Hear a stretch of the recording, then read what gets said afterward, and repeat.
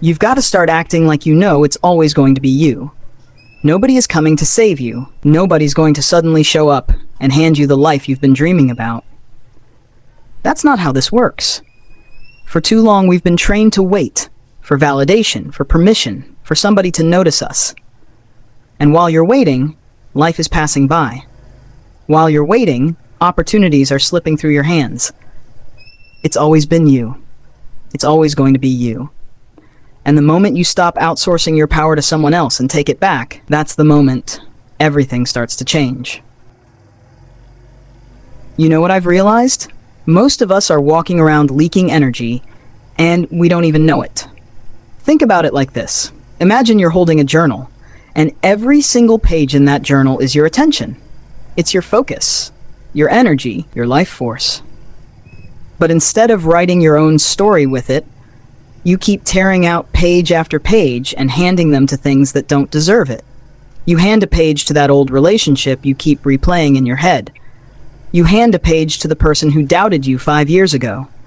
You hand a page to your boss who never noticed your effort. You hand another page to scrolling through someone else's highlight reel online. And before you even realize it, your journal is thin. Your energy is gone. And you have almost nothing left to create your own life. That's what I mean when I say your attention is your energy. Where it goes, your life flows. I want you to picture this with me. Imagine actually taking that journal, those old pages full of hurt, rejection, disappointment, waiting for validation, and ripping them out. Don't just toss them in a trash bin where you might pull them back out later. Burn them. Watch the smoke rise and remind yourself, that energy is mine again. Those moments happened, yes, but they don't get to keep my attention forever. Because here's the truth. When you obsess over the past or over people who aren't even thinking about you anymore, you're paying rent in someone else's house. You're investing in a reality that no longer exists. And it's costing you the only resource you truly own, your focus. Think about how many times you've been in the middle of doing something important, and suddenly a thought about the past hijacks your mind. Maybe it's that breakup that still stings. Maybe it's the failure that embarrassed you. Maybe it's that one person who criticized you. And all of a sudden you're not in the present anymore. You're back there, giving energy to something that doesn't deserve another second. I had to face this in my own life. There were seasons where I thought replaying my failures somehow made me more responsible. Like if I kept remembering how I messed up, I'd avoid doing it again. But what really happened? I just stayed stuck in shame. I wasn't learning. I was looping, and every loop drained me a little more. The journal burning metaphor changed everything for me. I started to imagine every wasted thought as a ripped-out page. And once I saw it like that, I couldn't keep giving away my story so cheaply. I had to reclaim those pages. I had to take my energy back. And here's the wild thing. When you stop feeding energy into the old stories, you don't just get peace, you actually get power. Because all that attention you were wasting, it starts flowing back to you. It's like plugging a leak in a water tank. Suddenly the level rises, not because you poured more in, but because you stopped letting it drain out. That's why I'm telling you, calling back your energy is not optional if you want to step into the life you're meant for. You can't manifest abundance if your focus is still chained to scarcity. You can't build a new chapter if your attention is stuck on old pages. Let me put it this way. Imagine your life force is like sunlight. Whatever you point it at grows. If you point it at bitterness, bitterness grows. If you point it at fear, fear grows. But if you point it at vision, at gratitude, at your goals, those things begin to expand. The light doesn't judge, it just grows whatever it shines on. So the question is, what are you shining on? Now I know this isn't easy.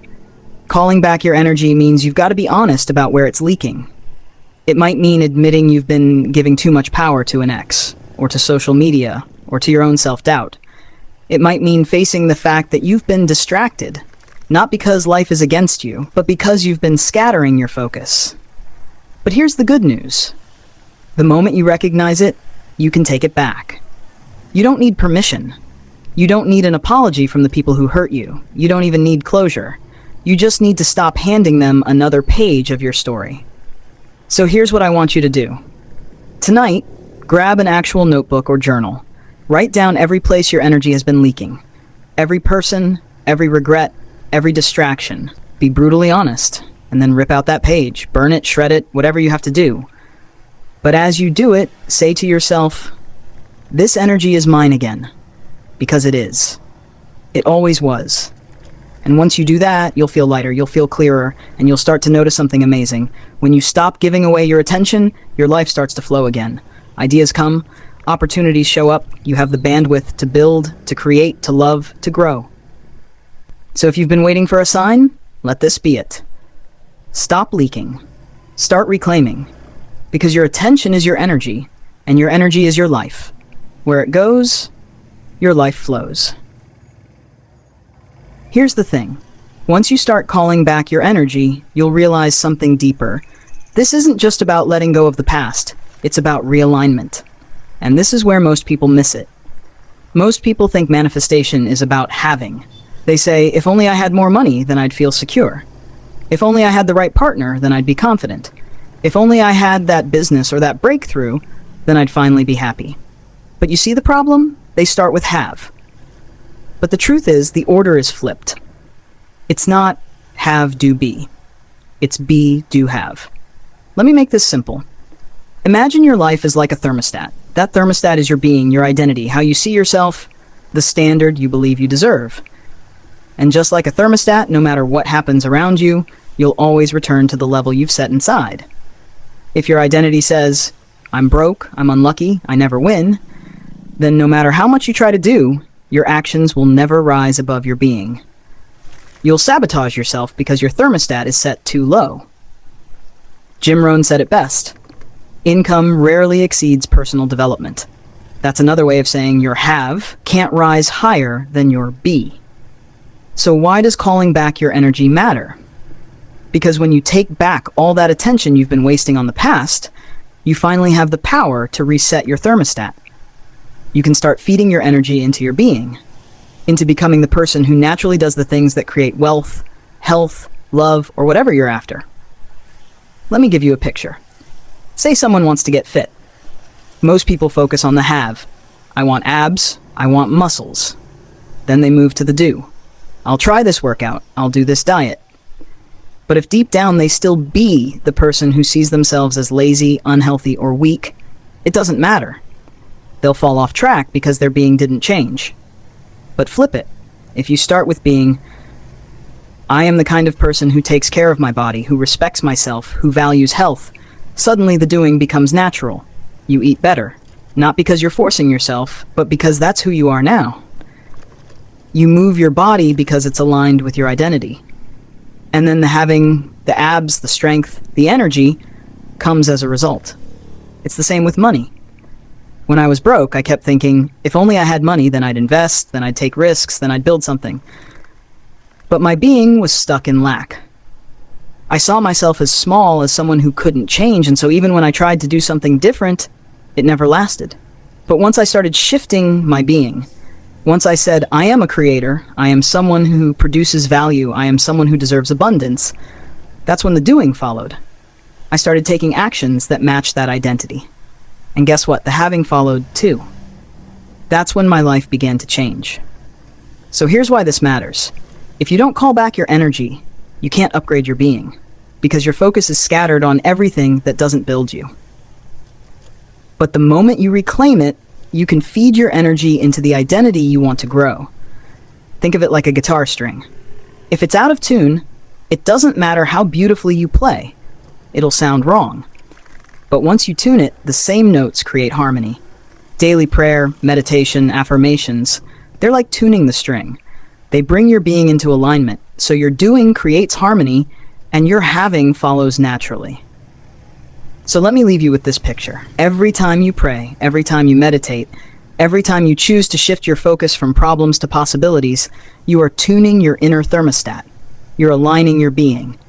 And when your being changes, your doing changes.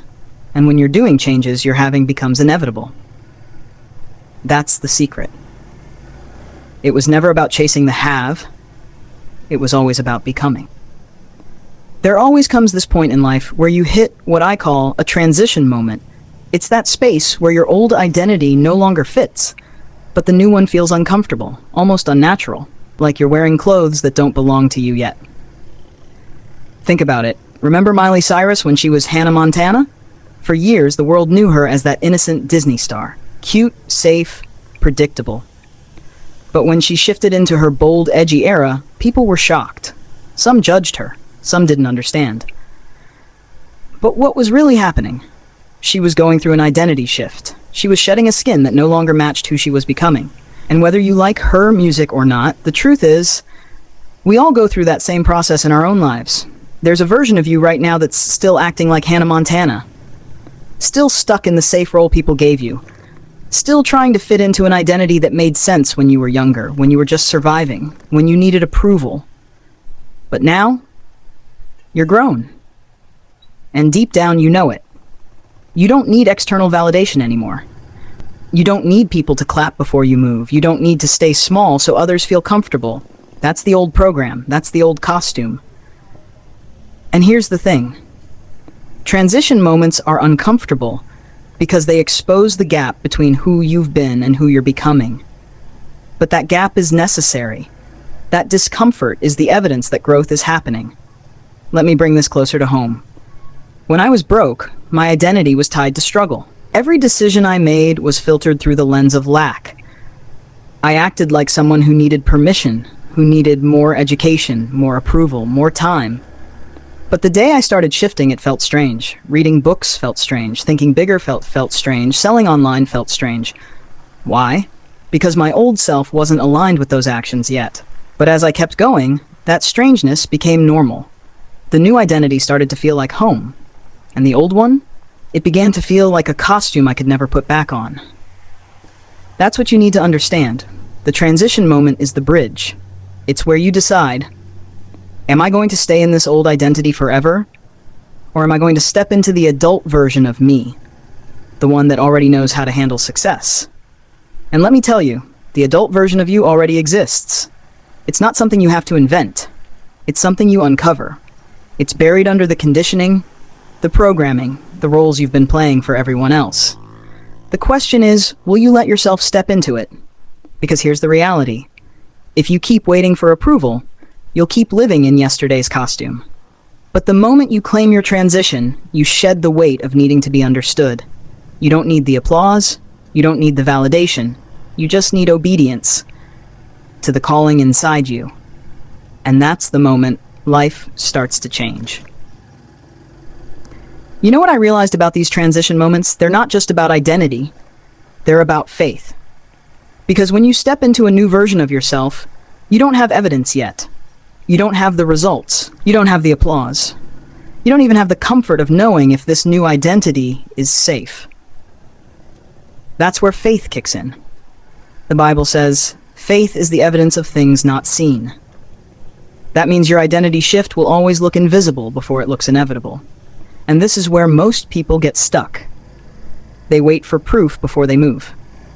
They wait for the money before they call themselves wealthy. They wait for the opportunity before they call themselves capable. They wait for the applause before they step into leadership. But God's system doesn't work like that. His system says, be first, do next, have last. Think about Abraham. God told him, you will be the father of many nations. And yet he had no child. He had no evidence.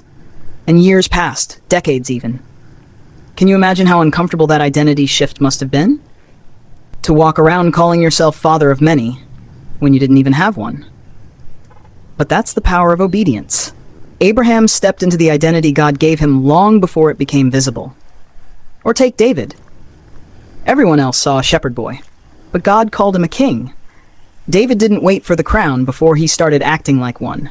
His faith and his obedience carried him through giants, through rejection, through years of waiting.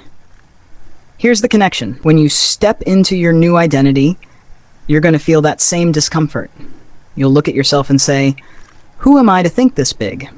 Who am I to walk like I already have it? Who am I to claim this when I can't even see it yet? But that's the test. The question is, will you obey the call inside you, or will you shrink back and wait for proof? I learned this personally. When I was stuck in struggle, broke, and addicted to distraction, I kept waiting for life to change before I gave myself permission to change. But when I finally stepped into obedience, when I said, I will pray daily, I will study daily, I will act as if God already gave me this assignment, that's when the results started showing up. Not overnight, but step by step, as I stayed aligned. And here's the truth. Obedience is more powerful than vision, because vision can stay in your head forever. Obedience moves your feet. Obedience puts you in position. Obedience says, even if I don't see it yet, I trust the one who gave me the word. That's how you cross the bridge of identity. That's how you walk from who you've been into who you are called to be. So the challenge is this. Stop waiting for evidence. Stop waiting for permission. Stop waiting for someone to clap. Step into the adult version of you who knows how to handle success, who knows how to lead, who knows how to multiply what's in their hands. Because once you do, the proof will come. The results will follow. But not before. So here's the bottom line. You don't need more waiting, you don't need more proof, and you don't need more people clapping for you. You need obedience. Not tomorrow. Not when things feel easier. Not when you have everything figured out. Today. I want you to think about this. What's one area of your life where you've been pretending to be powerless? Maybe it's your finances. Maybe it's your health. Maybe it's the dream you've been burying because you're afraid people won't understand. Whatever it is, I want you to stop giving it excuses and start giving it obedience. Because the truth is, you already know what to do. You already have the assignment. You already feel the pull. The question isn't if. The question is when will you stop running? Remember this. The moment you step into obedience, the moment you decide to be the adult version of yourself, the one who's not waiting for permission but walking in the calling, that's the moment your breakthrough starts. That's when the proof catches up. That's when the old costume falls away for good. So here's my challenge to you. Don't let this just be another video you watch, nod your head, and then scroll past. Do something today. Start writing the book. Start the business. Start praying consistently. Start saying yes to the opportunities you've been avoiding. Because the truth is, it's always been you. It will always be you. And the sooner you own that, the sooner everything else in your life will begin to align.